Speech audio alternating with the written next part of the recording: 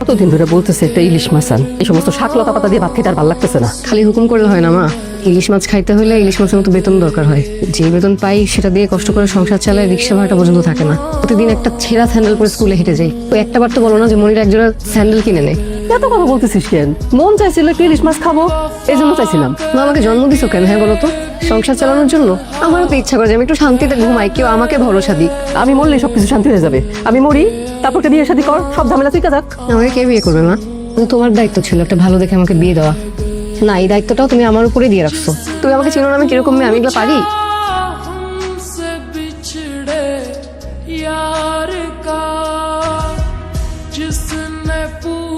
কেমন আছে? আজকে এত দেরি করলেন যে? আপনি আমার জন্য অপেক্ষা করছেন? হ্যাঁ, আমার কি উচিত হয়নি? না না, মানে আপনি আমার জন্য অপেক্ষা কেন করছিলেন? তার সাথে কথা বলতে খুব ইচ্ছে করতেছিল। আচ্ছা মনিরা, আমি কি আপনাকে তুমি করে বলতে পারি? আচ্ছা, তোমার আমাকে কেমন লাগে? ভালো। ভালো লাগে? মানে আমি তোমার প্রিয়? অনেক শপিং হলো। মা চলে যাচ্ছে, আসে না এখনো? না, ওরা এখনো শপিং করতেছে। এত জামা কাপড় কার? আমাদের। ও শোনো, শুক্রবার দিন মা আসবে, মাকে শাড়ি দুটো দিয়ে দিবে, ঠিক আছে? মনিরার জন্য কিছু কিনে নেই?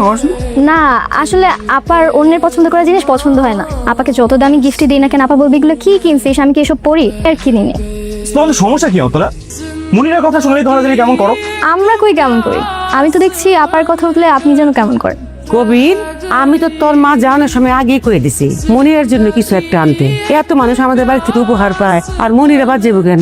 দাদি, আপনারা ছোট একটা ব্যাপারকে কি থেকে কি করে ফেলেন আমি না বুঝতে পারি। ছোট একটা ব্যাপার আপাকে গিফট দেনে দেখে সবার একদম গায়ে লেগে গেছে। তার উত্তর না দিলেও হয়। হ্যাঁ ধুর, চলো তো।